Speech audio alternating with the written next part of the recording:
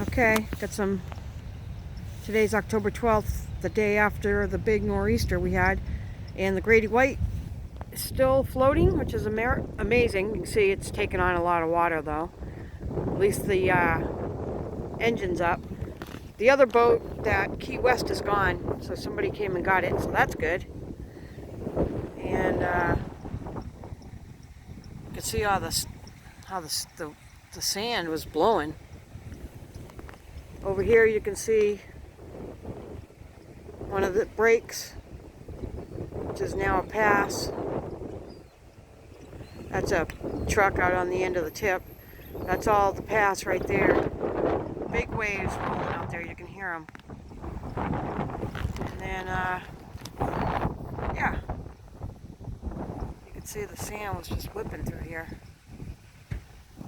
And then here's the Chatham Fish Pier. You can see all the boats. All right, we survived.